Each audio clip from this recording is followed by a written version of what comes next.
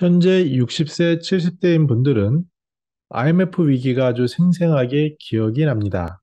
근데 요즘 60, 70 세대의 노후 파산 비율이 다른 연령보다 높다라고 합니다. 그 어려운 IMF도 이겨냈지만 노후 준비는 못했다라는 그런 기사가 주목을 끌고 있습니다. 저 같은 경우만 하더라도 IMF가 아주 직접적으로 다가오진 않았지만 젊은 청년이었기 때문에 미래 소득이 기대가 되고 있지만 일자리를 쉽게 구하지 못했던 그런 상황이 기억이 납니다.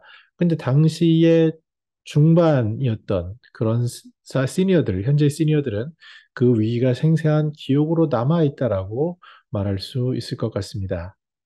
최근 법원 행정처에서 발표한 자료를 보면요. 6070의 파산 신청 비율이 타 연령 대비 급격히 늘어나고 있는 것을 알 수가 있습니다. 그 이유는 은퇴해 보시면 퇴직하고 나면 맞닥뜨릴 현실인데요.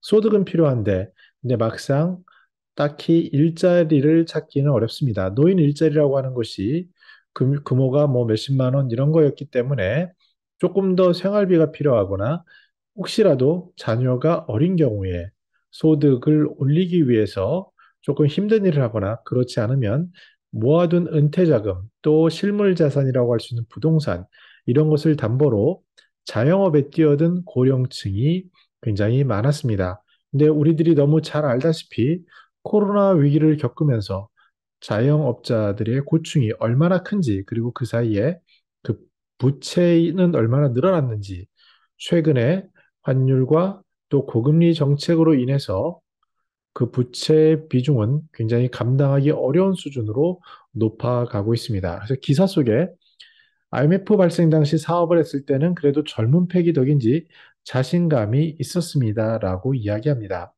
전문가들은 그래도 지금의 청년들은 굉장히 어렵고 영끌적으로 어렵겠지만 그래도 그분들은 패기가 있고 또 앞으로 벌어들일 미래 소득이 있고 이 위기가 위기로 그치는 것이 아니라 언젠가는 다시 회복될 수 있는 희망이 있기 때문에 그렇지만 막상 6070이 돼서 몸이 구석구석 아픈 데가 없고 또 딱히 노후 준비도 안 돼 있고 자식들은 지금 앞가림하기도 바쁜데 이런 경우는 정말 막막할 것 같습니다.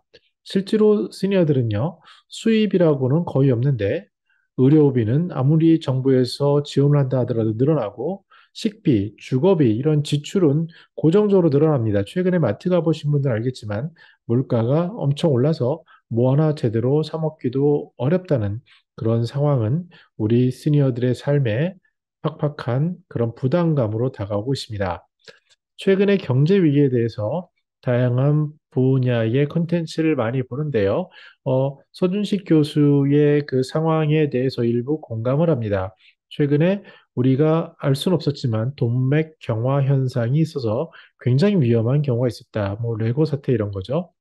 그리고 실제로 최근에 건설사라든지 보험사들의 뭐 찌라시성 부도설 이런 것들도 좀 많이 돌고 있어서 여러 가지로 불안하지만 여전히 그래도 우리는 펀더멘탈은 양호하다라고 합니다. 근데 문제가 되는 것은 바로 한 개 기업, 특히 한 개 개인인데 여기서 정의하는 한계는 1년 동안 일해서 번 순이익을 가지고 대출 이자를 냈을 때 그것이 바로 순이익 가지고 대출이 다 나고 되면 딱 맞는 수준이 한 개 기업 기준인 개인인데요.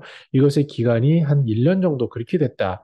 생각해 보면 수입이 조금이라도 있는데 그것을 다 대출이자로 나갔고 그러면 또다시 빚을 빌려서 했는데 상황이 나아질 거라고 생각했지만 또다시 대출을 하고 그 대출길이 막히게 되는 그런 상황에 처한 사람들 제가 다른 데이터를 여러 개를 보니까 그래도 한 30% 이상은 현재 기준의 30%니까요. 금리가 지금보다 올라간다면 뭐 심지어 40, 50%까지 올라갈 수 있고 그 혹독한 시기를 버티지 못하는 분들은 굉장히 큰 타격이 있을 거라고 생각입니다. 그런 것 때문인지 다행히 미국과는 달리 기준금리를 5% 이상은 올리지 못할 것이다라는 선직 교수의 전망이 있는데 그렇게 되는 것이 여러 가지 생각할 부분은 많지만 뭐 제가 경제 전문가는 아니기 때문에요.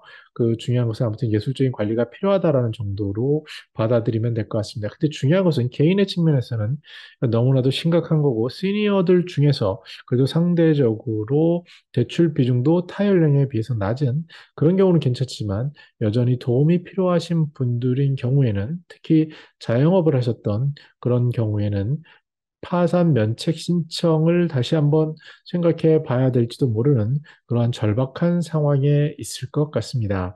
그래서 성실하지만 불운한 채무자라고 정의가 되는데 그렇지 않습니까? 코로나라는 것에서 어떻게 성실히 한다고 그것을 감당할 수 있겠습니까? 그래서 이러한 것에는 우리들이 그분들을 따스한 눈초리로 같이 함께 보고 같이 지원하고 응원하는 그런 자세가 있고 여유가 되시는 많은 대다수의 시니어들은 그런 정부 정책에 힘을 실어주는 게 필요하지 않나라고 하는데요. 김경원 전문가는 이렇게 얘기를 합니다. 노년기 빈곤한 삶의 그나마 한 줄기 희망은 정부의 세심한 지원 정책이다라고 이야기를 하고 있습니다. 그런 것 같습니다. 이제는 조금 여유가 있고 또 부채도 없어서 그나마 걱정이 덜한 분들은 지금 아주 심각한 낭떠러지에 빠질 수 있는 분들에 대한 이해도를 높이는 시기일 것 같고요.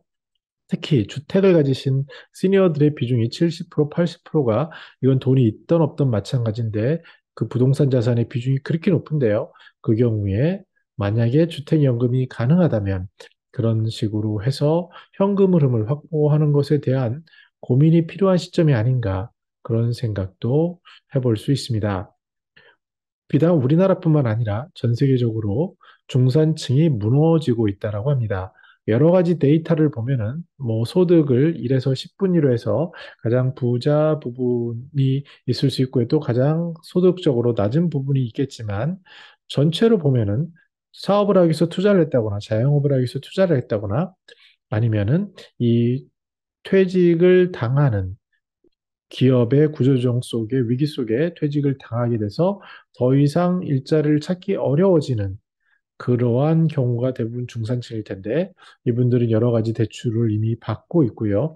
그런 것들의 금리 부담과 또 받을 수 없는 부분들 이런 것들의 고민 속에서 무너지고 있고 한번 삐끗하면 재기조차 어려운 그나마 2030도 굉장히 어렵지만 그분들은 미래소득이라는 것도 기대해 볼 수 있지만 4050이라든지 특히 오늘 본 6070의 경우에는 정말 위험 속에 있을 수도 있는 것이 냉엄한 현실인 것 같습니다. 여기에 대해서 같은 인식을 가지고 이 위기를 함께 극복해 나가는 마음가짐이 필요한 시점이 아닌가 생각해 보았습니다. 저는 더난스인 예상 공동체를 연구합니다. 감사합니다.